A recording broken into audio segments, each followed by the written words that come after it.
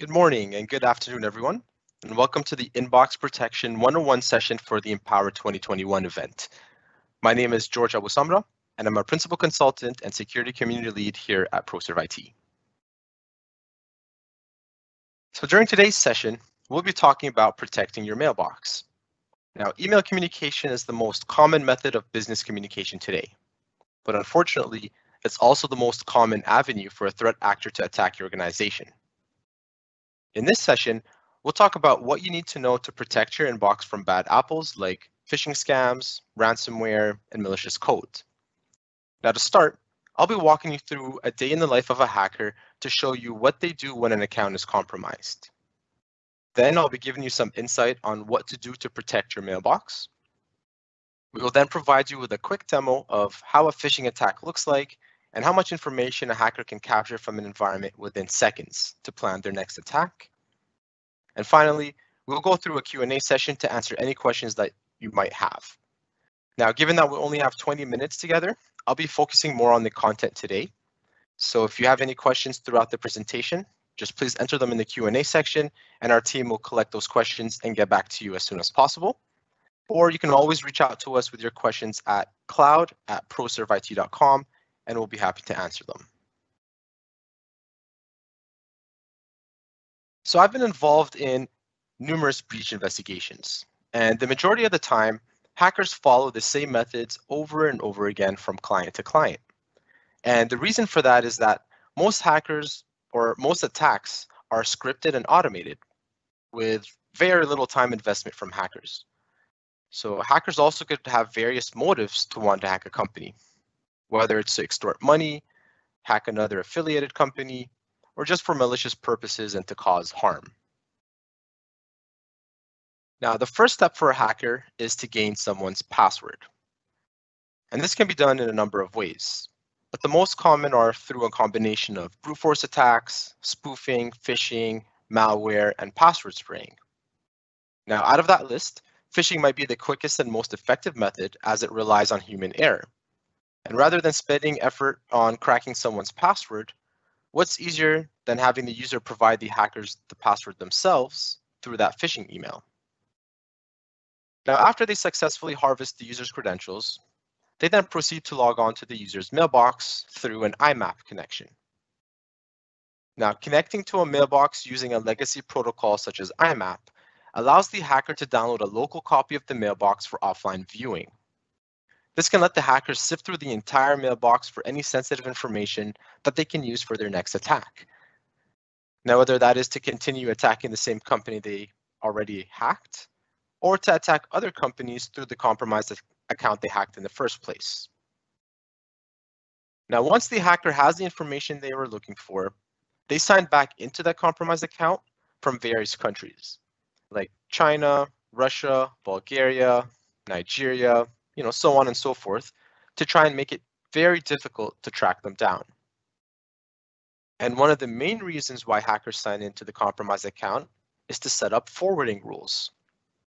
Now, what is a forwarding rule mainly? It's a rule that gets created on your inbox that sends all sent and received emails to a Gmail account owned by the hacker. Now, in some cases, those forwarding rules are triggered by certain keywords such as funds, donations, wire transfers, invoice, so on and so forth.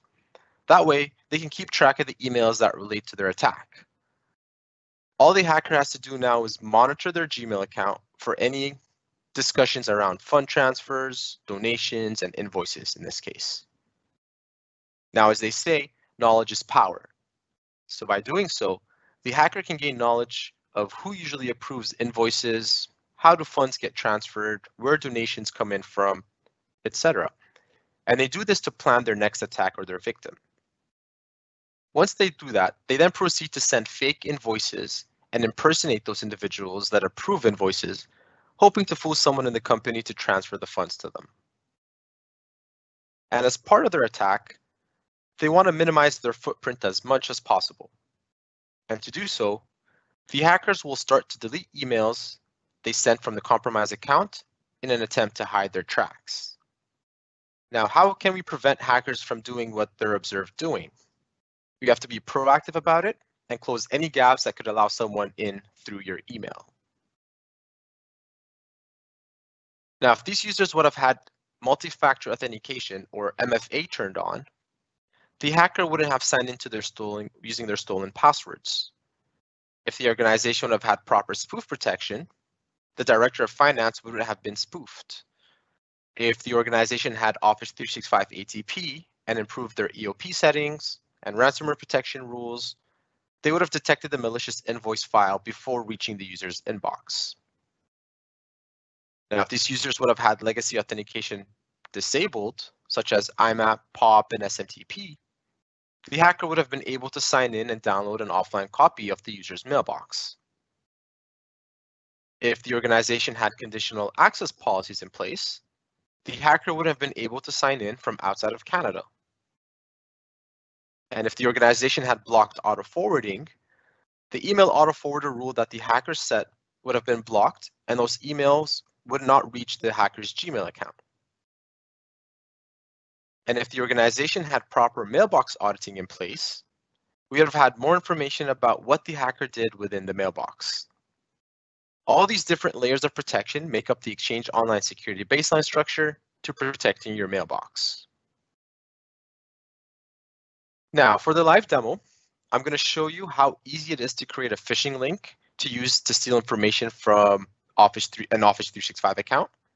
And later on, I'll show you how easy it is to capture information from a company that doesn't use MFA. And all that can happen within seconds. So let's take a look. To start, I have my consoles open here. I'm just going to run a couple of commands to start up my phishing server. And you're going to see how easy it is to set one up. All right, I'm just going through the process here.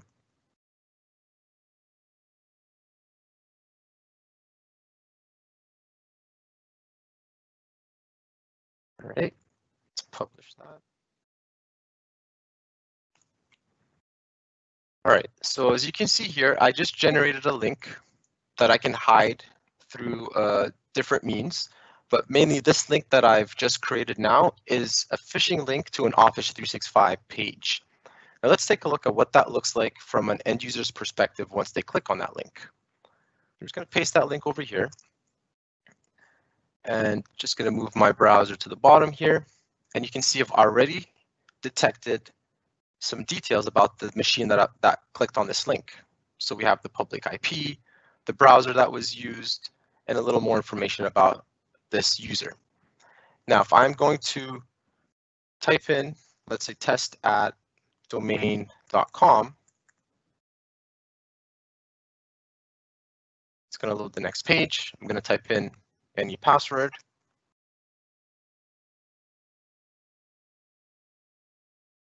And sign in.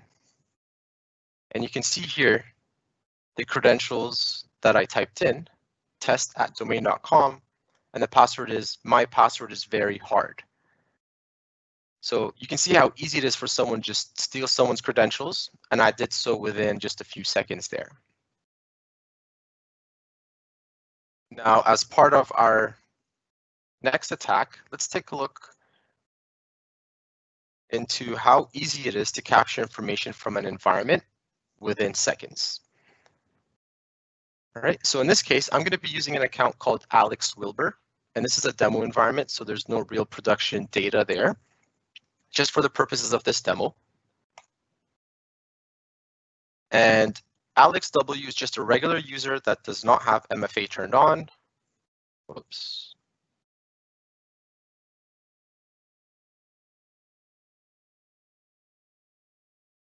All right, I wrote the tokens down. Let us dump the information onto our machine. And let's see how long this is going to take.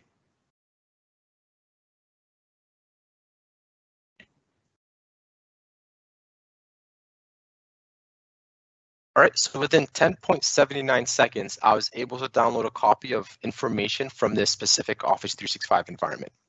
Now let's take a look at what we were able to capture.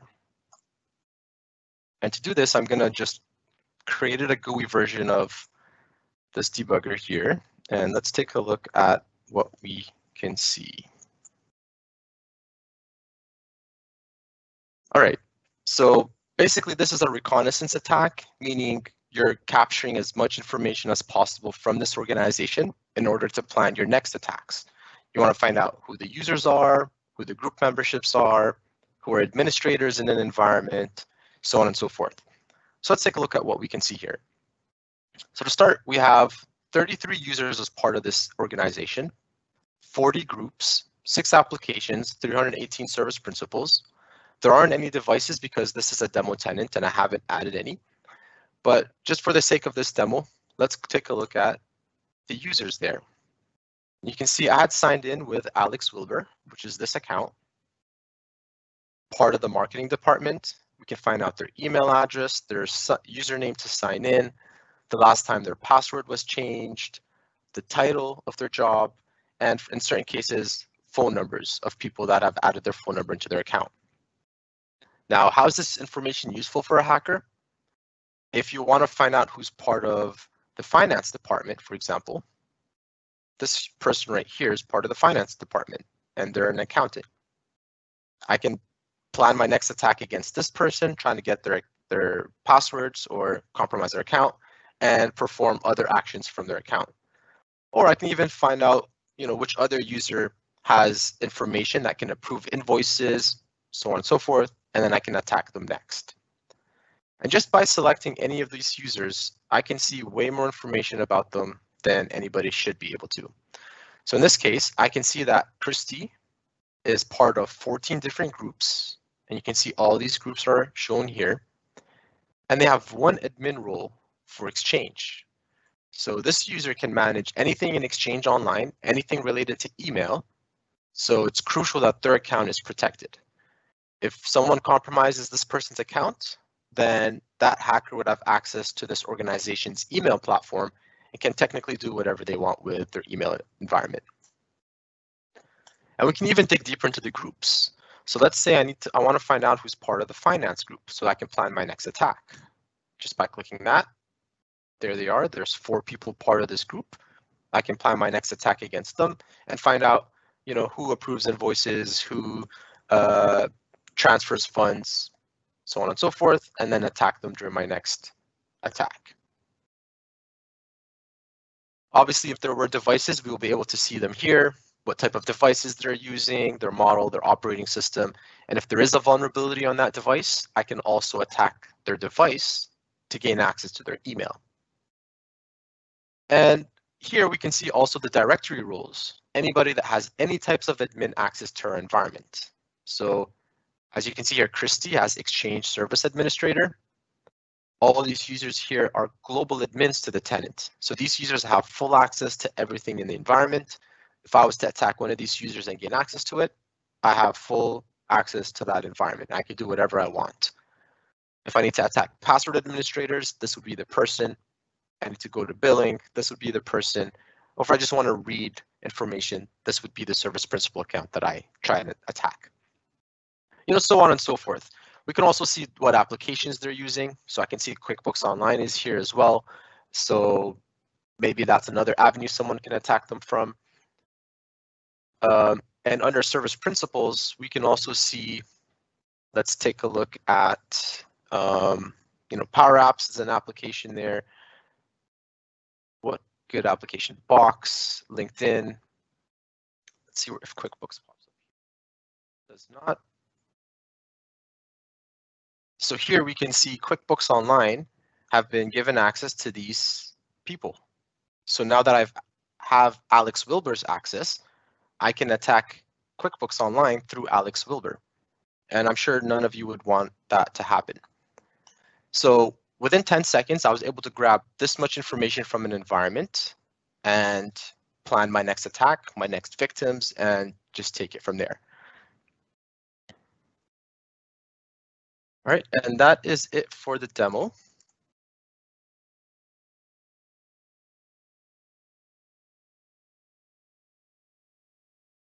All right, so just one thing that you have to keep in mind is that anybody could be a victim of cybercrime.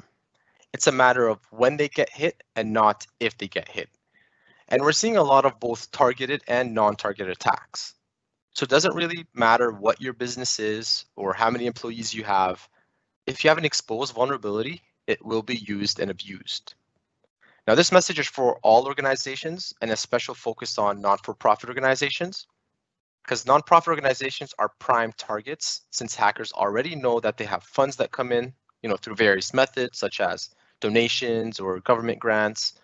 They also know that nonprofit organizations don't usually have the proper budget to invest in security and securing their assets.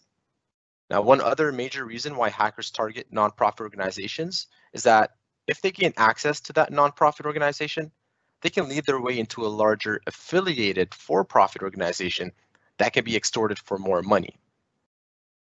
Now, I hope I raised some awareness here today about security, and in particular for the nonprofit organizations. Remember that security doesn't sleep. So, you have to make sure you're protected at all costs, 24/7 by 365. So here at ProServeIT, we're offering a Mailbox Guardian report that captures information from your Office 365 tenant related to what we discussed during this session today. We can help you find out where your gaps are and recommend how to close those gaps to improve your security posture. So you can always reach out to us at cloud@proserveit.com, requesting this free Mailbox Guardian report, and we will be able to generate it for you once you provide us admin access to your tenant. Looking forward to hearing from you all. Thank you.